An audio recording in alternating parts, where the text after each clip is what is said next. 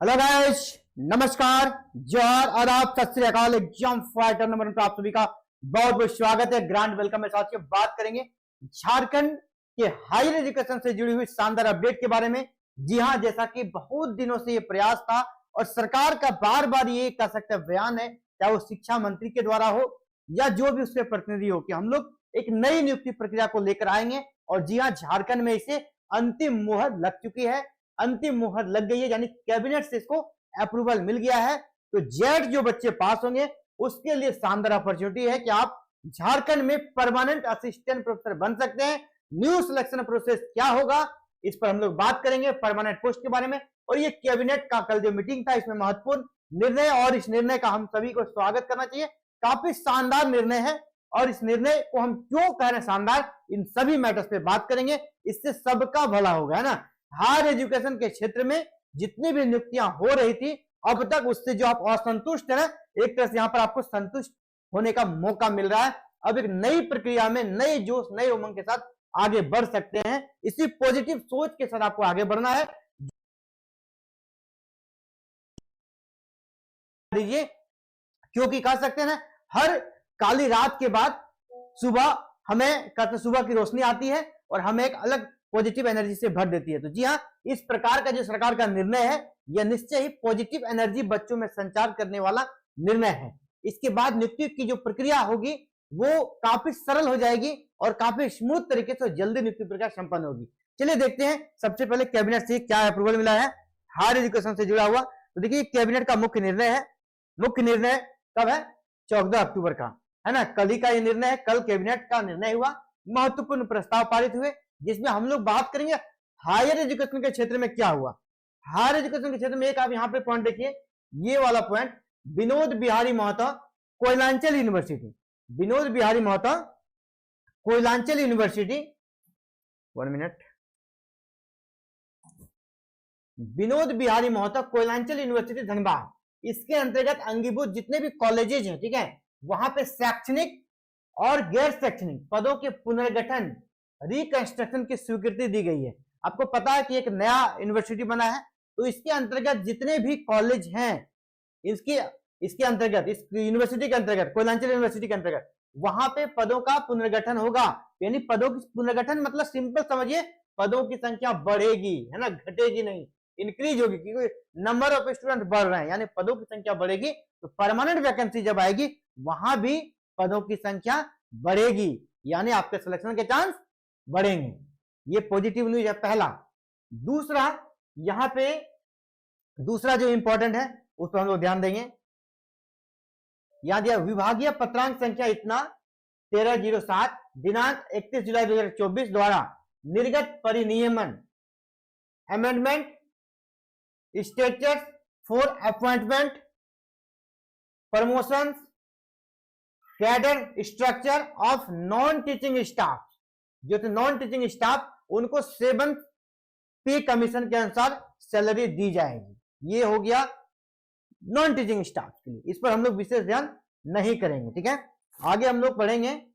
इसके बाद जो जरूरी चीज है ये देखिए, है ना, ये हायर एजुकेशन के लिए वैसे बच्चों के लिए जो असिस्टेंट प्रोफेसर बनना चाहते हैं, उनके लिए, वैसे स्टूडेंट के लिए बहुत जरूरी है।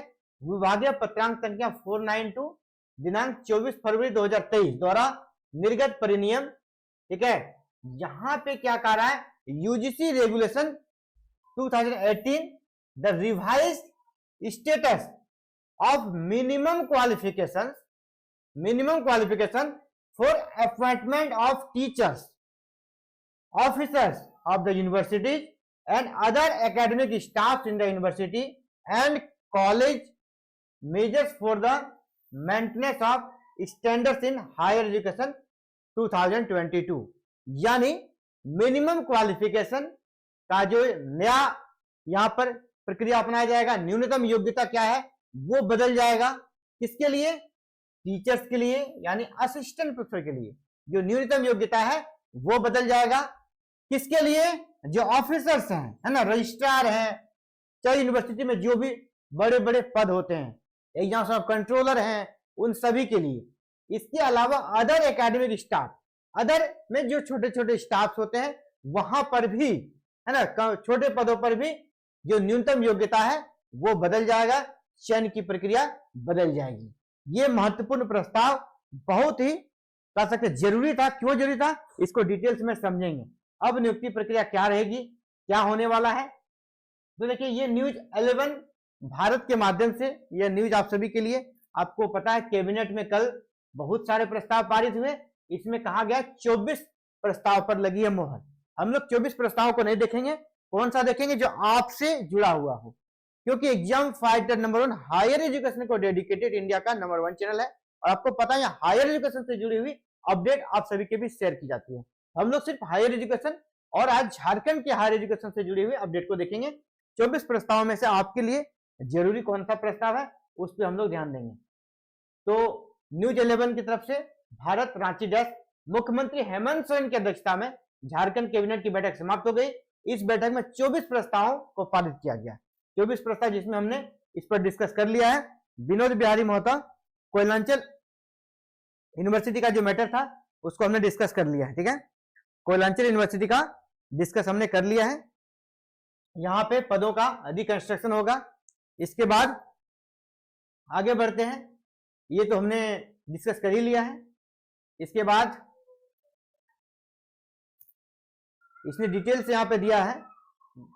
विभागीय पत्रांक 13/7 दिनांक 31/7 जो 7 सेंट्रल पे कमीशन का लाभ मिलेगा नॉन टीचिंग स्टाफ को, उनका प्रमोशन होगा, वो बातें यहां पर कही गई है।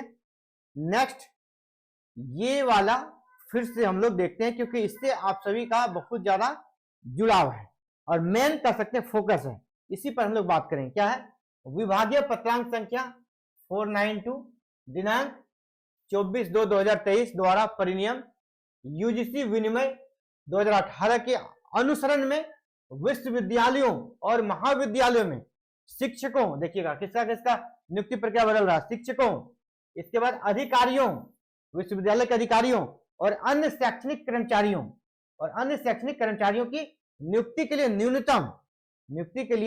न्यूनतम योग्यता पर संशोधित कानून, उस पर संशोधित कानून। अब इसके लिए कि न्यूनतम योग्यता क्या रहेगी नियुक्ति के लिए, उस पर भी बात करेंगे कि न्यूनतम योग्यता क्या रहने वाला है, किस प्रकार नियुक्ति, तो वो आपको बताया जाएगा। बस इंतजार करें, आगे भी हम लोग बात करेंगे। तो ये हो गया मेन। अब है कि हम लोग ये देखेंगे कि नियुक्ति प्रक्रिया जो चलेगी, कि जो नियुक्ति प्रक्रिया, अब नई नियुक्ति प्रक्रिया होगी, अब कैसे होगा, ठीक है, अब कैसे होगा उस पर हम लोग बात करते हैं। अब नियुक्ति प्रक्रिया में क्या बदलाव आपको देखने को मिलेगा। अब देखिए इस विधेयक के लागू होने के बाद क्या क्या चेंजेस होने वाला है, उन सभी चेंजेस के बारे में बात करेंगे। इस विधेयक के लागू होने के बाद विश्वविद्यालयों में नियुक्तियों से संबंधित राज्यपाल के अधिकार सीमित हो जाएंगे। अब राज्यपाल का अधिकार सीमित होगा, सरकार का थोड़ा ज्यादा वहां पे हस्तक्षेप रहेगा। शैक्षणिक कार्यों के लिए जो है ना कुलाधिपति राज्यपाल बने रहेंगे, लेकिन नियुक्ति प्रक्रिया में सरकार का रोल कुछ बढ़ेगा, सरकार का रोल कुछ बढ़ने वाला है। कहां कहां पर बढ़ेगा, अब एक अधिनियम बन गया पूरे सबसे अच्छी बात है, पूरे स्टेट में सिमिलरिटी रहेगा, ठीक है, एक ही अधिनियम। अब जिसको सिंगल अम्ब्रेला एक्ट कहा गया है, से राज्य के सभी 13 विश्वविद्यालयों में नियुक्तियां होंगी, जितने 13 यूनिवर्सिटी यहाँ पे सभी में नियुक्तियां एक ही एक्ट के तहत, एक ही नियुक्ति प्रक्रिया के तहत होगी। नई व्यवस्था में कुलपति, प्रतिकुलपति और फिनांस कर सकते एडवाइजर की नियुक्ति अब राज्य सरकार करेगी, समझ रहे, कुलपति, प्रतिकुलपति और फिनांस वित्तीय सलाहकार की नियुक्ति अब कौन करेगी, राज्य सरकार करेगी। पहले कौन करते थे, राज्यपाल करते थे। पहला बदलाव ये है। दूसरा, ये सभी अपडेट आपको जागरण के सदन से मैं दे रहा हूं। दूसरा जो महत्वपूर्ण बदलाव है वो है अब एक आयोग बनेगा जिसका नाम होगा झारखंड राज्य विश्वविद्यालय सेवा आयोग की स्थापना की जाएगी, जिसके माध्यम से क्या होगा, कुल सचिव, रजिस्ट्रार, ठीक है, परीक्षा नियंत्रक, वित्त अधिकारी, फिनांस ऑफिसर, शिक्षक यानी मैं बात कर रहा हूं असिस्टेंट प्रोफेसर की, शिक्षक यानी असिस्टेंट प्रोफेसर, शिक्षकेतर कर्मी, नॉन टीचिंग स्टाफ और प्रिंसिपल की नियुक्ति, सभी की नियुक्ति इस आयोग के माध्यम से होगी। यानी जेपीएससी के माध्यम से अब नियुक्ति नहीं होगी, ठीक है, जेपीएससी के माध्यम से नियुक्ति होगी क्या, नहीं। तो पहला बड़ा परिवर्तन, और ये मैं इसलिए कह रहा हूं अच्छा है शानदार निर्णय है, क्योंकि आपको पता है झारखंड का गठन हुए अभी 25 ईयर हो गए हैं। इससे पहले नियुक्तियां कौन करती थी? जेपीएससी। तो जेपीएससी ने अब तक कितनी बार नियुक्ति करी है? 2 टाइम्स। जेपीएससी ने अब तक सिर्फ 2 बार वैकेंसी निकाला है हायर एजुकेशन का, असिस्टेंट प्रोफेसर का। पहला 2008 में और दूसरा 2018 में। आप देख पा रहे हैं कितने सालों का गैप है इस नियुक्ति प्रक्रिया में। कितने सालों का गैप है? 10 सालों का। 10 सालों में ये वैकेंसी एक बार लाती है जेपीएससी। 10 सालों में एक बार जेपीएससी वैकेंसी लाती है। वो भी जेपीएससी अभी 2008 वाले का सीबीआई जांच हो रहा है। अभी सीबीआई जांच हो रहा है। जो जॉब में है उनको भी परेशान, वो भी परेशान है, उनका जॉब जाएगा कि रहेगा, सीबीआई जांच हो रहा है। 2018 वाली वैकेंसी का अभी 7 ईयर हो गए हैं ना, 7 ईयर हो गए हैं, अभी तक ये नियुक्ति प्रक्रिया संपन्न नहीं हो पाई है। तो जेपीएससी को नियुक्ति प्रक्रिया देनी चाहिए थी क्या? आप जरूर कमेंट कीजिएगा। जेपीएससी को नियुक्ति प्रक्रिया देनी चाहिए थी, यस और नो? आई थिंक मुझे समझ है कि नहीं मिलनी चाहिए, क्योंकि रीजंस भी है। जेपीएससी को बहुत तरह की नियुक्ति प्रक्रिया संपन्न करानी होती है। जेपीएससी को बहुत तरह के काम होते हैं, बहुत तरह की परीक्षाओं का आयोजन करना पड़ता है। तो जेपीएससी को हायर एजुकेशन से जुड़ा हुआ दायित्व से मुक्त ही कर देने से अच्छा है, क्योंकि इस मामले में वो फेल्योर हो रही थी। इसके बाद आज तक 25 साल हो गए, जो असिस्टेंट प्रोफेसर यहाँ पर बने, आज तक किसी का प्रमोशन नहीं हुआ। अभी उसकी प्रक्रिया आगे बढ़ी है। तो जेपीएससी इस मामले में पूरी तरह फेल्योर है। तो सरकार नया आयोग बना रही है। आपके पास सिर्फ और सिर्फ एक काम रहेगा। क्या काम रहेगा? हायर एजुकेशन से जुड़ा हुआ, हायर एजुकेशन से जुड़ा हुआ काम रहेगा। यानी आयोग बिना प्रेशर के हायर एजुकेशन से जुड़े हुए काम को कम समय में स्मूथ तरीके से कर पाएगी और नियुक्ति प्रक्रिया विद इन समय। आज जिस प्रकार 25 साल में 2 बार नियुक्ति प्रक्रिया हुई है, अगर आयोग के माध्यम से होगा तो निश्चय ही जो लगता है एक वैकेंसी निकलने के बाद वो 2 सालों में आराम से फुलफिल हो जाएगा और प्रत्येक 2 साल में आपको असिस्टेंट प्रोफेसर की नई वैकेंसी झारखंड में देखने को मिलेगी। तो ये बहुत अच्छा है, इसका स्वागत करना चाहिए और सरकार को बहुत बहुत धन्यवाद कि इस प्रकार का कदम जो पहले उठना चाहिए, झारखंड के गठन के बाद ही उठ जाना चाहिए, आज उठा। लेकिन चलिए, देर आए दुरुस्त आए। उम्मीद करेंगे अब नियुक्ति प्रक्रिया बिल्कुल स्मूथ तरीके से चलेगी। इसके बाद देखिए क्या है, पहले ये नियुक्तियां जेपीएससी के माध्यम से की जाती थी। इसके साथ ही गुरुवार को मुख्यमंत्री हेमंत सोरेन की अध्यक्षता में आई मंत्रिमंडल की बैठक में 21 प्रस्ताव जो अन्य है उन पर बात हो रही है।